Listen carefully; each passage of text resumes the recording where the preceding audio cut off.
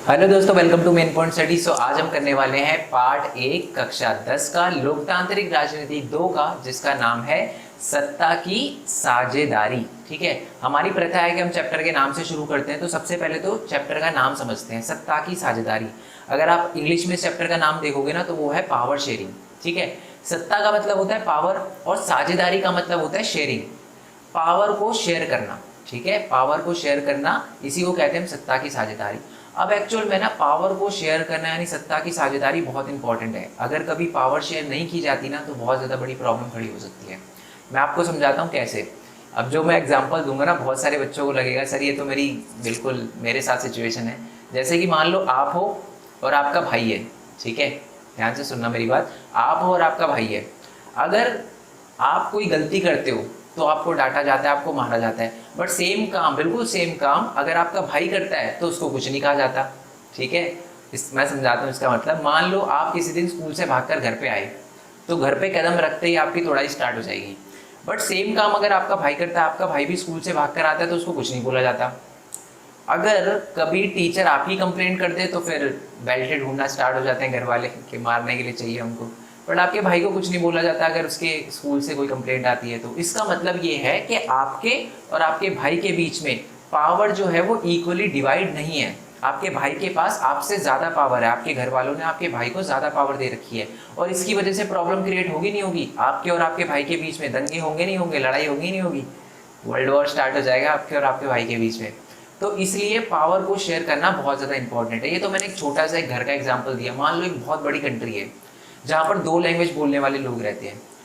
एक लैंग्वेज को गवर्नमेंट बहुत सपोर्ट करती है, ठीक है, और उसको नेशनल लैंग्वेज बना देती है, ऑफिशियल लैंग्वेज बना देती है। और साथ ही में जो भी लैंग्वेज वो बच्चे बोलते हैं उनको कॉलेज में, स्कूल में, बढ़िया स्कूल और बढ़िया कॉलेज में एडमिशन दिया जाता है, और साथ में उन बच्चों को गवर्नमेंट जॉब में भी फेवर किया जाता है।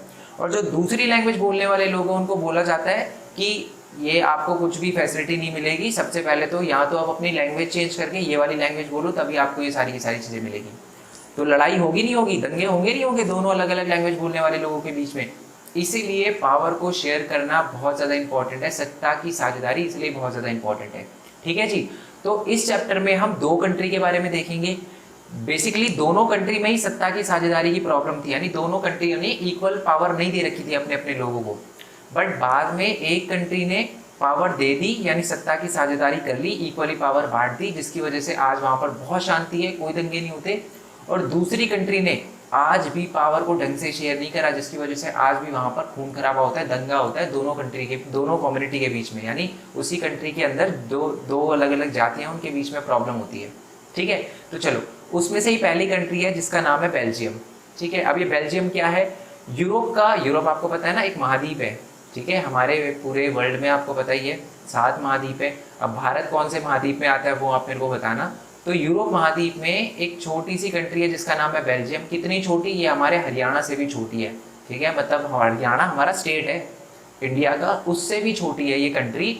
और इसका जो एरिया है, इसका जो बॉर्डर है वो किस किस कंट्री से मिलता है? वो मिलता है नीदरलैंड से, वो मिलता है फ्रांस से, वो मिलता है जर्मनी से, और एक और कंट्री जिसका एरिया जो है मतलब बॉर्डर जो है वो बेल्जियम से मिलता है, वो है लग्जमबर्ग। याद रखना है ये नाम। मैक्सिमम बच्चे 3 कंट्री के नाम याद करे जाते हैं, नीदरलैंड, फ्रांस और जर्मनी, और लग्जमबर्ग छोड़ देते हैं। दोस्त ये कंट्री का नाम भी आपको याद होना चाहिए। ओके, और अगर मैं इसकी पॉपुलेशन की बात करूं तो बिल्कुल वो हमारी हरियाणा की आधी है, यानी कितनी? ऑलमोस्ट 1 करोड़ है। ठीक है जी, चलो अब देखते हैं यहाँ पर जातीय बनावट। ठीक है, यहाँ पर कौन कौन सी जाति के लोग रहते हैं, तभी तो हमें पता चलेगा कि पावर किसमें कितनी डिवाइडेड है ना। चलो, तो यहाँ पर सबसे पहले अगर हम देखेंगे कौन कौन सी जाति के लोग कौन कौन से एरिया में रहते हैं, तो मैं आपको बता दूं जो बेल्जियम है वो 2 बड़े बड़े राज्यों में बटा हुआ है एक तरह से। ठीक है, 2 बड़े बड़े दिख रहा होगा आपको। ये मैं बता दूं एक्चुअल मैप नहीं है, मैंने अपने हाथों से बनाया, तो ये मत समझना है कि ऐसा ही दिखता है बेल्जियम, ऐसा नहीं है। ठीक है, तो जो बेल्जियम का बड़ा वाला पार्ट है वो है हमारा फ्लेमिश रीजन। फ्लेमिश रीजन में 59% पॉपुलेशन रहती है, और वो सारी की सारी क्या कौन सी लैंग्वेज बोलती है? वो बोलती है डच लैंग्वेज। ठीक है, दिख रहा होगा आपको। और दूसरी तरफ जो दूसरा एरिया है उसको कहते हैं वलोन, यानी वलोनिया रीजन कहते हैं। ओके, और वहां पर 40% लोग रहते हैं जो कि कौन सी लैंग्वेज बोलते हैं? जो कि बोलते हैं फ्रेंच लैंग्वेज। ठीक है, ओके, और कितना हो गया? 59 परसेंट प्लस 40% कितना हो गया 99%, यानी 1% अभी रह गया ना, तो 1% जो लोग हैं वो जर्मन स्पीकिंग लोग हैं, यानी जर्मन लैंग्वेज बोलते हैं। ठीक है जी, तो क्या समझ आया, पूरी कंट्री में सबसे ज्यादा लोग कौन रहते हैं, डच रहते हैं फ्लेमिश रीजन में, और जो 40% है वो हमारे फ्रेंच है। ठीक है, बट अब ध्यान से सुनना, जो बेल्जियम की कैपिटल है, कैपिटल यानी राजधानी है, उसका नाम है ब्रुसेल्स। ठीक है, ब्रुसेल्स, और ब्रुसेल्स के अंदर जो प्रॉब्लम है वो बड़ी ध्यान से सुनना, ब्रुसेल्स के अंदर सीन उल्टा है, क्या कि ब्रुसेल्स के अंदर 80% लोग जो है वो फ्रेंच है और 20% लोग जो है डच है। अब इसका मतलब समझ रहे हो आप, जैसे भारत है, भारत की राजधानी क्या है, दिल्ली, और दिल्ली के अंदर से ही सारे के सारे रूल्स और रेगुलेशन बनाए जाते हैं, है ना, सही बोल रहा हूँ ना मैं, सारे के सारे लॉ वगैरह यहीं से पास किए जाते हैं। और सेम होता था हमारे बेल्जियम के अंदर भी, बेल्जियम के अंदर भी ब्रुसेल्स के अंदर से ही सारे के सारे लॉ वगैरह बनाए जाते थे।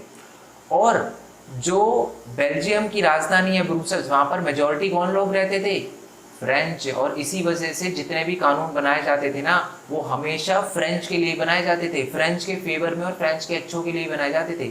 बाकी डच की बात करें तो उनके लिए कोई भी कभी भी अच्छा कानून आता ही नहीं था। समझ रहे हो, पूरी कंट्री में मेजोरिटी होने के, मेजोरिटी का मतलब होता है बहुसंख्यक, ज्यादा होने के बावजूद भी डच के लिए कुछ हो ही नहीं रहा था।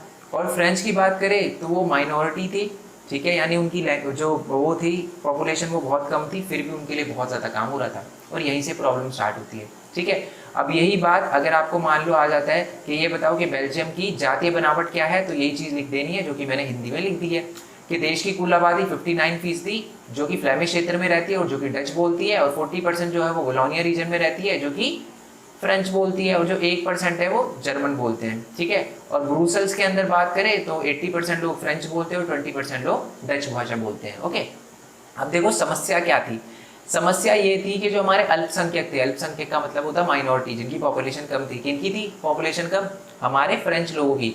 तो जो फ्रेंच भाषी लोग थे ना उनकी तुलनात्मक ज़्यादा समृद्ध और ताकतवर थे, यानी जो अल्पसंख्यक थे यानी हमारे फ्रेंच वो ज़्यादा पावरफुल थे, उनके पास ज़्यादा पावर थी, वो ज़्यादा अमीर थे।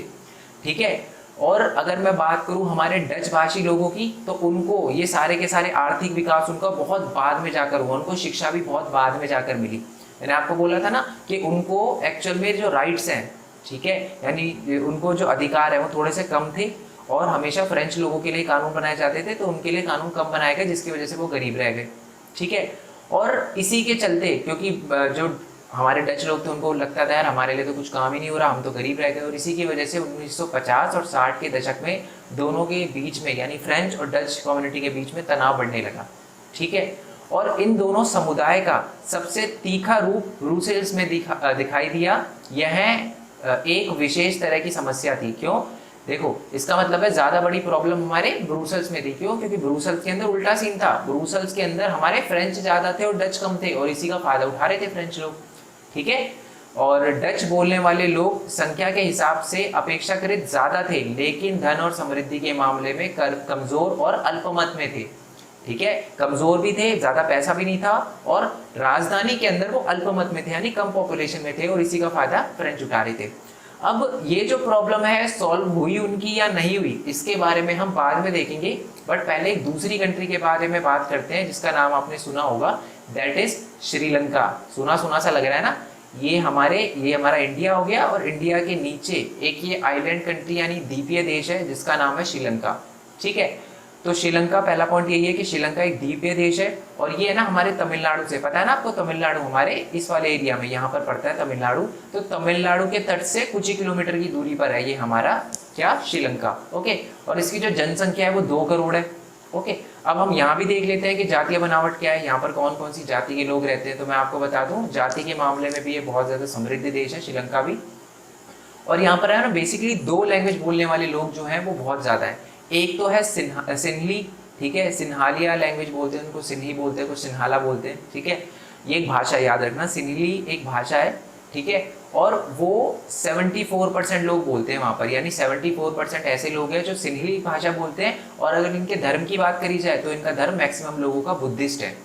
समझ आ गया आपको, ध्यान रखना है बात कि मैक्सिमम लोग जो हमारे श्रीलंका में रहते हैं वो सिन्ही लैंग्वेज बोलते हैं, जिनकी पॉपुलेशन 74% है, और उनका धर्म क्या है, बुद्धिस्ट, यानी गौतम बुद्धा को मानते हैं वो। ठीक है, हमारे सिद्धार्थ को मानते हैं वो। और दूसरी तरफ जो लोग हैं वो है हमारे तमिल भाषी लोग, जो कि पूरे देश में सिर्फ और सिर्फ 80% है, 18% है सॉरी, मतलब ये 74% है और ये सिर्फ 18% तमिल लोग हैं। और जो इनका धर्म है वो है हिंदू और मुस्लिम, यानी जो तमिल लोग हैं वो हिंदू और मुस्लिम है। सिंधली लोगों का धर्म क्या था? बौद्ध धर्म था उनका, और हमारे तमिल लोगों का धर्म क्या था? हिंदू और मुस्लिम था। और तमिल भाषी लोग भी जो थे ना वो दो टाइप के थे। एक वो तमिल लोग थे जो कि श्रीलंका के ही थे, श्रीलंका का मतलब वो पैदा ही श्रीलंका में हुए थे, वहीं पर रहते थे, वहीं से ही थे, वो 13% थे। और दूसरी तरफ थे हिंदुस्तानी तमिल।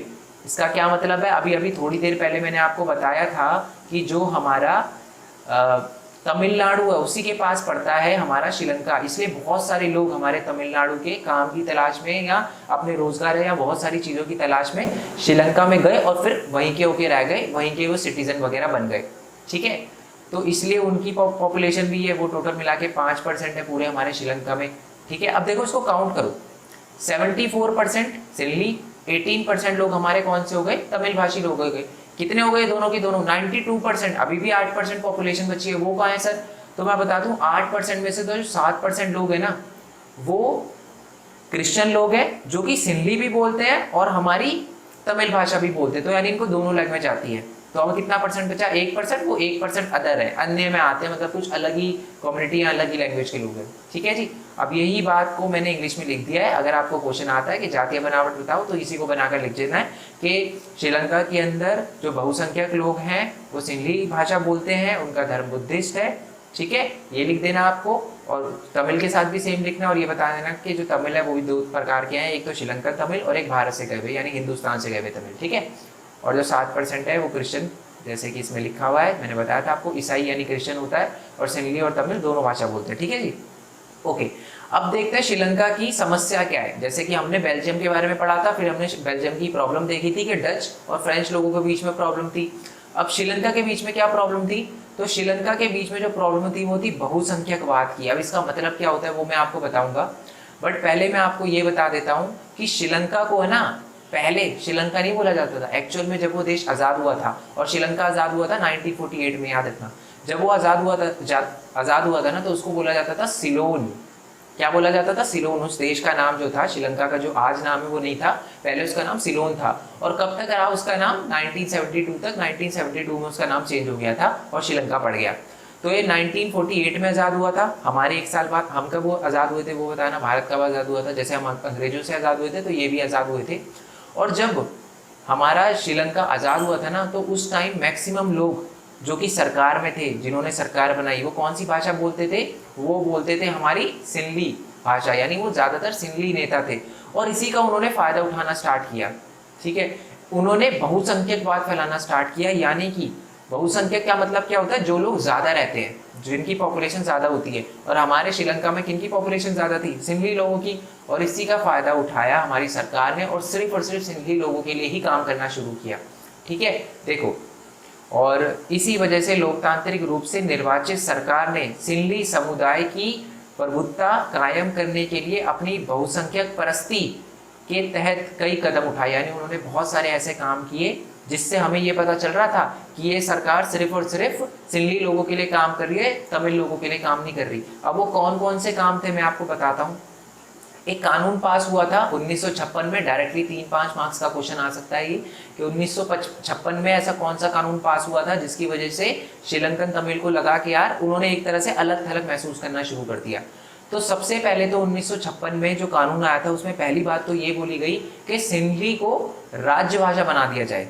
ठीक है, राजभाषा बना दिया जाए, और तमिल को छोड़ दिया। मतलब सिंधली को तो राजभाषा बना दिया बट तमिल को छोड़ दिया। इसकी वजह से तमिल को बहुत बुरा लगा। तमिल ने बोला कि अगर आप सिंधली को राजभाषा बना रहे हो तो कोई दिक्कत नहीं है, बहुत बढ़िया है, बट हमारे लिए भी तो कुछ करो, हमारी भाषा को भी तो कोई रिकग्निशन दो। ठीक है, तो पहला काम तो उन्होंने ये करा जिसकी वजह से श्रीलंकन तमिल को बहुत ज़्यादा बुरा लगा। और दूसरी तरफ क्या किया उन्होंने कि जितने भी स्कूल और कॉलेज थे और सरकारी नौकरी थी उनमें उन लोगों को प्राथमिकता दी जाने लगी जिनको सिंधली लैंग्वेज बोलनी आती थी। मतलब इसका मतलब क्या, जैसे मान लो हम दोनों श्रीलंका में रहते हैं आपुर में, ठीक है, हम दोनों के नंबर सेम आए थे, हम दोनों ही इक्वली स्किल्ड है, हम दोनों के पास सेम नॉलेज है एक तरह से कह सकते हो, और सेम स्किल है, और दोनों की दोनों में इंटरव्यू देने जाते हैं। मेरे को जॉब दे दी जाती है क्योंकि मेरे को सिंधली भाषा बोलनी आती है, और आपको भेज दिया जाता है घर पे कि जी घर जाओ, नहीं मिलेगी आपको जॉब। तो ये हो रहा था जिसकी वजह से तमिल लोगों को और ज़्यादा बुरा लगा। और तीसरी चीज क्या हुई, तीसरी चीज ये हुई कि बौद्ध मत यानी बुद्धिज्म को प्रमोट किया जाने लगा, यानी उसको संरक्षण दिया जाने लगा और उनको बढ़ावा दिया जाने लगा बौद्ध धर्म को। अब आप पूछ सकते हो कि सर ये क्या हो गया, भाषा से आप एक धर्म से धर्म पे क्यों आ गए? क्योंकि याद है ना आपको, सिंहली भाषा बोलने वाले ज्यादातर लोग कौन थे, 74%, वो बुद्धिस्ट रिलीजन के थे, गौतम बुद्धा को मानते थे, इसलिए उन्होंने क्या किया, सिर्फ बुद्धिस्ट रिलीजन को प्रमोट किया और हिंदू मुस्लिम और क्रिश्चियन को छोड़ दिया कि आपके धर्म का प्रचार नहीं होगा, ये नहीं होगा। और एक के बाद एक ऐसे सरकारी फैसले आने लग गए ना, तो जो श्रीलंकाई तमिल है, ठीक है, उन्होंने अपने आप को बेगानापन महसूस करने स्टार्ट कर दिया, अपने आप को एलियनेटेड इंग्लिश में जिसको बोलते हैं, बिल्कुल अलग थलग महसूस करना स्टार्ट कर दिया। उनको लगा यार हम भी तो हैं इस देश में, हमारा भी तो पार्ट है, हमने भी कुर्बानी दी है, हमारा भी देश है, तो हमारे लिए काम क्यों नहीं हो रहा, ठीक है। और इसकी वजह से सिल्ली समुदाय और हमारे तमिल समुदाय दोनों के बीच में रिश्ते बहुत ज़्यादा बिगड़ते हुए चले गए। चलो अब ये समझते हैं कि क्या श्रीलंकन तमिल ने, यानी जो श्रीलंका में जो तमिल लोग रहते थे, क्या उन्होंने इसके खिलाफ आवाज़ उठाई? बिल्कुल हाँ, उन्होंने आवाज़ उठाई, उन्होंने एक पार्टी बनाई, ठीक है, और उसके साथ कुछ डिमांड रखी। पार्टी का नाम आपकी बुक में नहीं लिखा, बट मैं बता देता हूँ, उसका नाम है लिबरेशन ऑफ तमिल इल्म, ठीक है, जिसको हम लिट्टे बोलते हैं, याद रखने की जरूरत नहीं है, ऐसा ही अगर आप एज अ जनरल नॉलेज याद रखना चाहो तो वो ठीक है। तो उन्होंने बोला कि तमिल को भी राजभाषा बना दिया जाए, मतलब आपने सिंहली को बनाया, बहुत बढ़िया, कोई दिक्कत नहीं हमको, बट तमिल को भी राजभाषा बना दी जाए और हमें स्वायत्ता दी जाए। स्वायत्ता का मतलब है अगर किसी एरिया में तमिल लोग ज़्यादा रहते हैं तो उनको थोड़ा सा एडवांटेज दिया जाए, और हमको भी शिक्षा और रोजगार में समान अवसर दिए जाएं। मतलब ऐसा ना हो कि हमारे साथ हमारी भाषा को लेकर जॉब में भेदभाव हो कि जॉब नहीं मिलेगी आपको ये भाषा, ऐसा ना हो हमारे साथ, ठीक है। लेकिन लगातार उनकी मांगों को नकार दिया गया, उनको साफ बोल दिया गया आपकी कोई भी डिमांड पूरी नहीं होगी। अब इसकी वजह से जो हमारे श्रीलंकन तमिल थे, जो तमिल लैंग्वेज बोलने वाले लोग थे, उनको बहुत गुस्सा आया। उन्होंने बोला यार हमारे साथ बहुत बुरा हो रहा है। अब वो इतना परेशान हो गए कि उन्होंने ये बोला कि जी देश तोड़ो, हमको अब अलग से देश चाहिए। कहाँ पर देश चाहिए? श्रीलंका जैसे पूरा बड़ा है तो श्रीलंका का जो उत्तर पूर्वी हिस्सा है ना, यानी ये वाला हिस्सा है, वहां पर हमको एक अलग देश दे दो जहां पर हम अपनी सरकार यानी अपना इल्म स्टैब्लिश करेंगे, जहां पर सिर्फ तमिल लोग रहेंगे, ठीक है। अब ये बात सुनकर है ना बहुत ज्यादा गुस्सा आया जो श्रीलंका के सिंहली लोग थे। उन्होंने बोला यार हम आपकी मांगे पूरी नहीं करोगे तो क्या आप देश तोड़ने पे लग जाओगे? और इसी की वजह से खून खराबा होना स्टार्ट हुआ। दोनों समुदाय के लोग जो थे वो बहुत बुरी तरीके से लड़ने लग गए एक दूसरे से, खून खराबा हुआ। शायद आपको ना पता हो, उसकी वजह से 1987 के अंदर हमने भी अपनी फौज वहाँ पर भेजी थी ताकि शांति कायम की जा सके। बुक में नहीं लिखा, बता रहा हूँ मैं आपको ऐसे ही, ठीक है। और मतलब दोनों समुदाय में ना एक दूसरे को लेकर है ना अविश्वास स्टैब्लिश हो गया कि यार ये गलत बंदा है, गलत बंदा है, ठीक है। दोनों में गलत भावना आ गई एक दूसरे को लेकर, और गृह युद्ध हो गया श्रीलंका के अंदर। अब ये गृह युद्ध का मतलब क्या होता है? देखो, एक तो युद्ध होता है जैसे कि हमारा किसी और कंट्री से लड़ाई हो जाए, ठीक है, जैसे पाकिस्तान से हो जाए, श्रीलंका से क्यों होगी, चाइना से हो जाए, किसी भी कंट्री से हमारी लड़ाई हो जाए तो ये होता है वॉर। और दूसरी तरफ होता है गृह युद्ध। गृह युद्ध का मतलब क्या होता है? जब आप ही के देश के अंदर, कोई दूसरा हमला नहीं कर रहा, आप ही के देश के अंदर जब दो कम्युनिटी, दो जातियां आपस में लड़ने लग जाए ना, तो उसी को कहते हैं हम गृह युद्ध। और गृह युद्ध होना स्टार्ट हो गया था हमारे कहाँ पर? श्रीलंका में। और इसकी वजह से बहुत ही ज़्यादा लोग मारे गए, हज़ारों लोग मारे गए। बहुत सारे लोग जो हैं उनको अपना परिवार वगैरह, अपना मुल्क वगैरह सब छोड़कर दूसरे देश में आ गए। बहुत सारे, मैंने आपको बताया था ना, तमिलनाडु के बहुत सारे लोग जो थे हमारे, वो गए थे हमारे श्रीलंका के अंदर। अब वो वापस आने लग गए कि यार ये तो हमारे साथ खून खराबा कर रहे हैं, तो ये वापस आ गए। और इसकी वजह से उनकी रोजी रोटी चौपट हो गई। क्यों? क्योंकि वो श्रीलंका गए थे काम वगैरह करने के लिए, थोड़ा अपना घर वगैरह बनाया, काम वगैरह स्टैब्लिश करा, बट अब उनको वापस आना पड़ा, रोजी रोटी चौपट हो गई। अब यहाँ पर आके कुछ नया काम ढूंढना पड़ा उनको, बिल्कुल जीरो से स्टार्टिंग करनी पड़ी। और इस गृह युद्ध की वजह से ना देश के अंदर, मुल्क के अंदर सामाजिक, सांस्कृतिक और आर्थिक जीवन जो था वो काफ़ी परेशान हो गया और वो पीछे की तरफ आ गए। मतलब इकोनॉमी के मामले में भी पीछे की तरफ आ गए, अर्थव्यवस्था की उनकी चरमरा गई, संस्कृति भी कहीं ना कहीं उसमें दरार आ गई, और समाज के अंदर भी बहुत ही अलग थलग महसूस होना स्टार्ट हो गया दोनों को एक दूसरे की कम्युनिटी से। ठीक है जी, आई होप आपको वीडियो अच्छी लगी हो। अभी ये चैप्टर कंप्लीट नहीं हुआ है, ठीक है, 2 पार्ट इसके और बनाऊंगा मैं। सेकेंड वाला पार्ट है, ठीक है, वो भी जल्दी अपलोड कर दूंगा। कर दिया होगा तो उसका लिंक नीचे डिस्क्रिप्शन में दे रखा होगा। नोट्स कहाँ से मिलेंगे वो भी मैं आपको बता दूंगा आगे आने वाले पार्ट में, ठीक है। बाकी आई होप आपको वीडियो अच्छी लगी हो। अगर कोई दिक्कत लगे तो आप मेरे को नीचे कमेंट बॉक्स में बताना कि सर ये चीज़ यहाँ ये टॉपिक मेरे को समझ नहीं आया, बट मैंने ट्राई किया है कि एक भी क्वेश्चन आपका मिस ना हो और एक भी चीज़ ऐसी ना हो जो आपको समझ ना आई हो, बट फिर भी ऐसा होता है तो आप मेरे को नीचे कमेंट बॉक्स में ज़रूर बताना। तो आई होप आपको वीडियो अच्छी लगी हो। वीडियो अच्छी लगी हो तो लाइक करना, चैनल को सब्सक्राइब करना और जितना हो सके इस वीडियो को शेयर करना, क्योंकि मेरे को पता है यार हिंदी मीडियम में ना बहुत कम कंटेंट मिलता है, ठीक है, और वो भी नोट्स के साथ। मैं ट्राई करूंगा कि अगर मैं इंग्लिश मीडियम वाले बच्चों के लिए कुछ कर रहा हूँ तो हिंदी मीडियम वालों के लिए भी करूँ। आपका सपोर्ट बहुत ज़्यादा इंपॉर्टेंट है, तो आप जितना हो सके इस वीडियो को शेयर करना, ठीक है। हमें किसी भी हालत में इस साल 1 लाख सब्सक्राइबर पूरे करने हैं, ठीक है। अभी तो बिल्कुल ही ड्रीम सा लग रहा है कि होंगे भी या नहीं होंगे, बट आई होप कि आपके सपोर्ट से हो जाए। और एक मोस्ट इंपॉर्टेंट बात यार, इसके जो MCQ हैं, प्रीवियस ईयर क्वेश्चन है, उसकी भी मैं अलग से वीडियो बनाऊंगा। और साथ ही में मैं आपको बता दूं कि 4 चैनल है, 2 का लिंक आपको नीचे डिस्क्रिप्शन, चारों का लिंक मिल जाएगा वैसे तो। एक चैनल है मेन पॉइंट टेक, ठीक है। मेन पॉइंट टेक पे जैसे बहुत सारे बच्चे ऐसे हैं जिनको पैसे से रिलेटेड प्रॉब्लम आती है कि सर यार हम थोड़ा जल्दी स्टार्ट कर दें अर्न करना, क्या ये पॉसिबल है? बिल्कुल पॉसिबल है, आप भी अर्न कर सकते हो।